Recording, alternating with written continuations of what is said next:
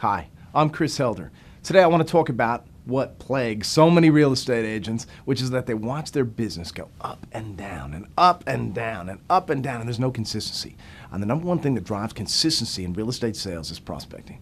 Now again, what happens for so many agents is they get busy, and they get back on that sort of hamster wheel 90-day cycle of this is what I've had, this is what I've got coming up, and this is where I'm going. But it's this sort of 90-day cycle of busy without actually prospecting for effectiveness. Today I want to talk about prospecting for effectiveness in a couple different areas. Number one, I want to talk about prospecting intensity. And really when we think about this, it's amazing. See, I walk into real estate offices all the time.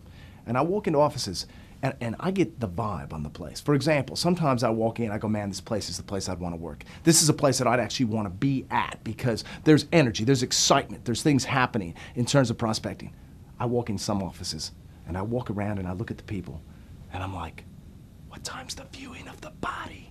Because you can feel there is no energy, there's no intensity. Prospecting intensity. See, it's interesting with so many real estate agents, what happens is they make a call and then they do data entry.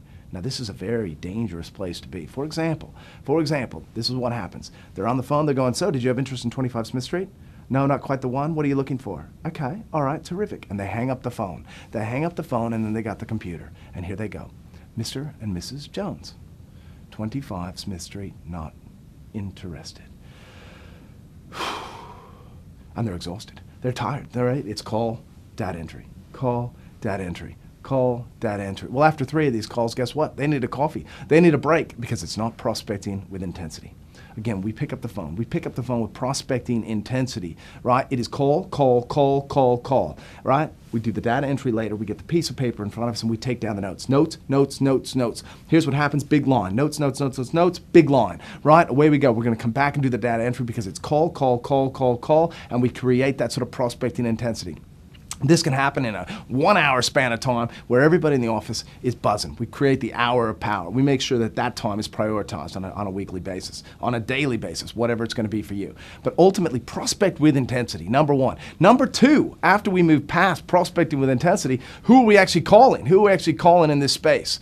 Now, I'm a believer in creating action, just creating excitement, creating busy. I'm a believer in creating busy. And as you think about your workspace right now,